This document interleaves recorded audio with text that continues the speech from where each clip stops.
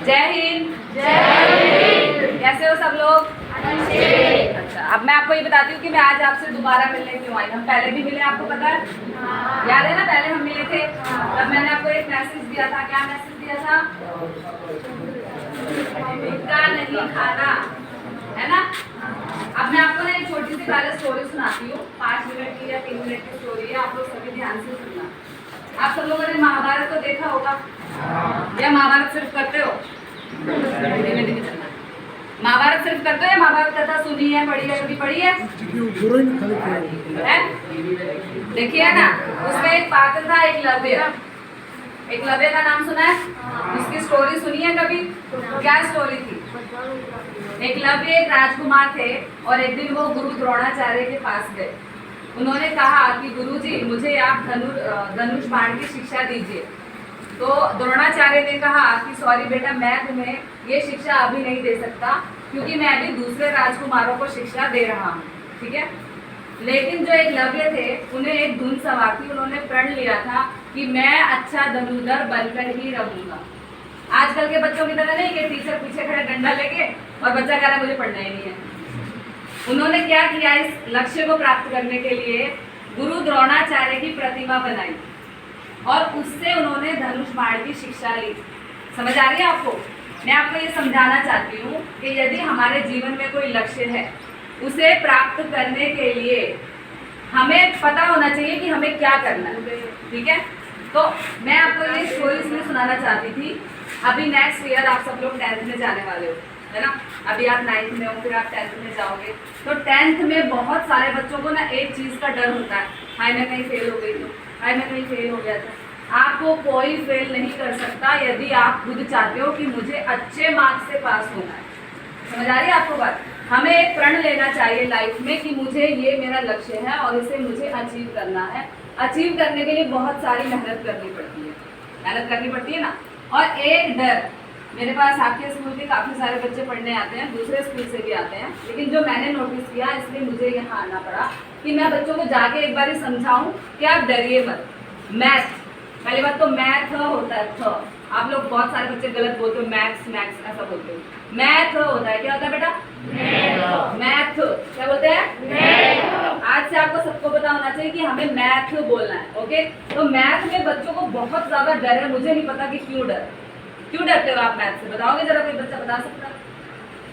ऐसा कौन सा डर है कि मतलब समझा रहे हैं तो भी आधा बच्चा भूल रहा है डर की वजह से।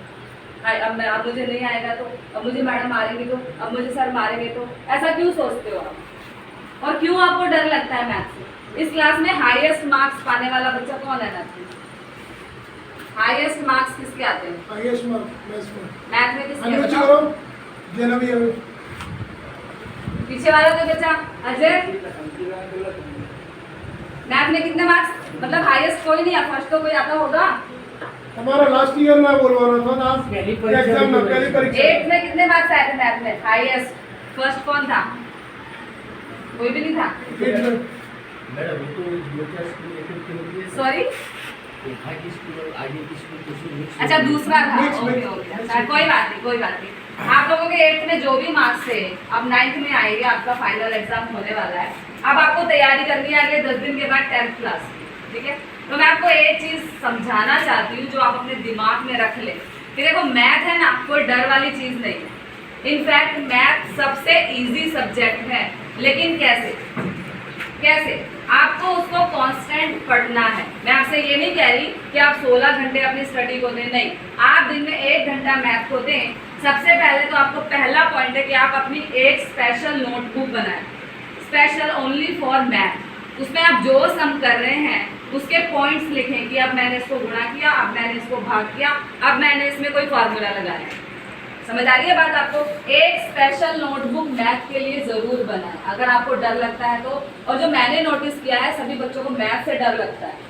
और दूसरी बात, जहाँ से आप ज़्यादा आते जाते हैं वहाँ आप फॉर्मूले की लिस्ट लगा लें। आपको फॉर्मूले याद करने पड़ेंगे ना अभी, a+b का होल स्क्वायर, a-b का होल स्क्वायर। स्टैटिस्टिक्स में बहुत सारे फार्मूले होते हैं, है ना? आप उसका एक चार्ट बना के ऐसी जगह लगाएं जहाँ से आप बार बार ही आते और जाते हैं, ताकि आपको इजीली फॉर्मूले याद हो जाए, आपको कोई डंडा मार के याद ना करें। समझ आ रही है आपको बात? और कभी भी मैथ पढ़ते हुए डरना नहीं। और लास्ट बात, लगातार स्टडी। यदि आपने एक भी दिन मैथ को छोड़ दिया तो मैथ आपको छोड़ देगा। समझ आ रही है आपको बात? मैं पढ़ाती हूँ तो मैं पिछले 25 सालों से मैथ पढ़ा रही हूँ। आज से नहीं, पिछले 25 सालों से मैं बच्चों में रहती हूँ। जब मैं खुद 13 साल की थी तब से मैंने मैथ पढ़ाना शुरू किया, क्योंकि मैंने देखा कि मैथ का डर बच्चों में इतना ज़्यादा घुसा हुआ है। भाई अब क्या होगा, अब नहीं आया तो क्या करूँ, अब नहीं आया तो क्या करूँ। ऐसा कुछ भी नहीं है बेटा, आप लोग डरो मत। नेक्स्ट ईयर आपको 10th का एग्ज़ाम देना है बोर्ड का, तो आप आज से ही उसकी तैयारी करें। मेरे घर पे 4 से 7 बजे तक आपका स्वागत है।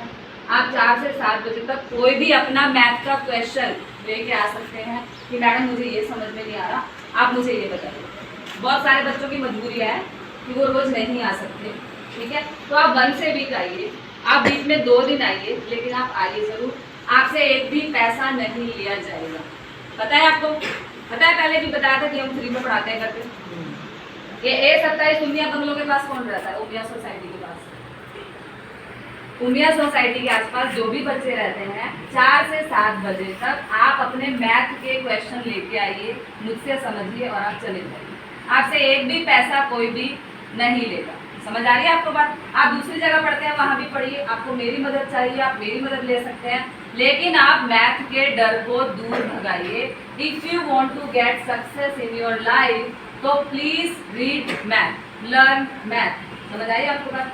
अगर आप 10th में अच्छे नंबर से पास होना चाहते हैं तो आज से ही मैथ पढ़ना शुरू। सिर्फ पढ़ना नहीं है, उसको समझना है। क्या करना है? बिना डरे। कोई आपको मारेगा नहीं बेटा। मेरे घर पे अजय नाम का लड़का आता है, आप उसको पूछो क्या मैंने आज तक कभी उसको मारा है? अजय है, सावन है और दूसरा कोई बच्चा है, कौन है नाम? आप उनको पूछे कि मैं कभी मार के नहीं पढ़ा, क्योंकि मुझे पता है कि आपके हालात कुछ ऐसे हैं कि आपको स्टडी में कहीं ना कहीं समस्या तो आती है। सही कह रही हूँ ना? तो इसलिए मैं आपको स्पेशल मैसेज देने के लिए आई हूँ कि डेली, और मेरे यहाँ एक भी छुट्टी नहीं होती है। मैंने नियम बनाया कि छुट्टी की छुट्टी कर दो। समझ आ गई बात? गुजरात में क्या छोटा छोटा सा त्योहार होता है, चलो छुट्टी।